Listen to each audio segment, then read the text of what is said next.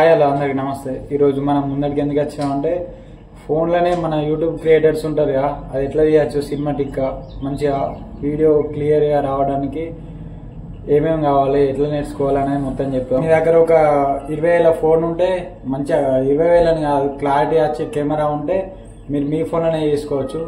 యూట్యూబ్లో వీడియోలు కూడా మంచిగా క్లియర్గా అప్లోడ్ చేయొచ్చు. ఓకే, నేను తీసిన చూపెడతాను మీకు వీడియోలు, మీరు అలాగే తీస్తే మీకు కూడా రీచ్ అనేది ఎక్కువ ఉంటుంది.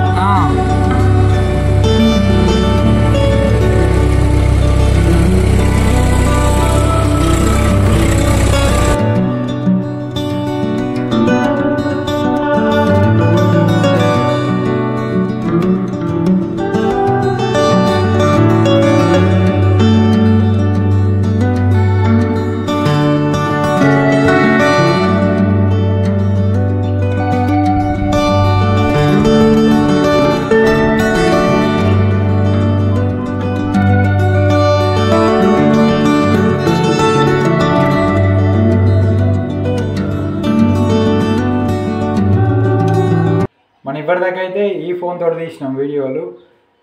ఈ ఫోన్ తోటి ఎట్లా చేయాలంటే కరెక్ట్గా మీరు మంచిగా కరెక్ట్ పట్టుకోరి, స్టిఫ్గా దీన్ని పట్టుకుంటే షేక్ కాదు. మీరు సపోజ్కి ఇట్లా సర్కిల్ చేస్తున్నాను నేను, ఇట్లా బాడీ కూడా ఇట్లా మెల్లగా మూవ్ చేయాలి, లేకపోతే మీరు డైరెక్ట్ చేతులతోటి ఇట్లా తిప్పితే షేక్ అవుతుంది.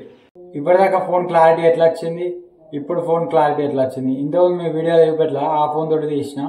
మీ దగ్గర కెమెరా ఫోన్ మంచిగా ఉంటే మంచిగా వస్తుంది నీట్గా వీడియో.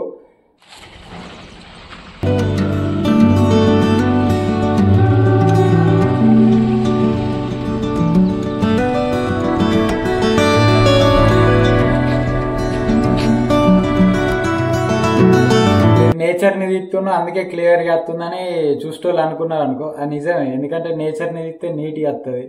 అదే మనం వీడియోలు మనం కెమెరా పెట్టుకొని తీసినాం అనుకో, అది క్లియర్గా మంచిగా అనిపించదు. ఎందుకంటే మన బ్యాక్గ్రౌండ్ మంచిగా ఉండాలి, బ్యాక్గ్రౌండ్ మంచిగా ఉంటే మనమే కనబడతాం. ఎందుకంటే వీడియోలో మనం వాళ్ళే మాట్లాడాలి, వేరే డిస్టర్బెన్స్ ఎన్నుకుందా అనుకో అది మీకు స్టేబుల్గా మంచిగా అనిపించదు వీడియో చూస్తే.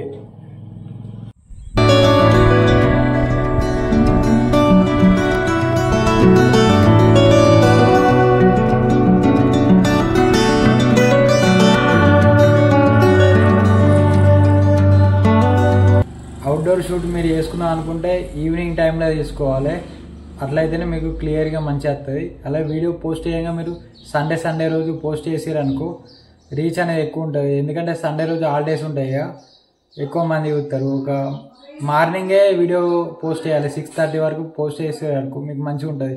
లేకపోతే ఈవినింగ్ ఒక 5 కల్లా అట్లా పోస్ట్ చేసుకుంటే మంచిగా ఉంటుంది.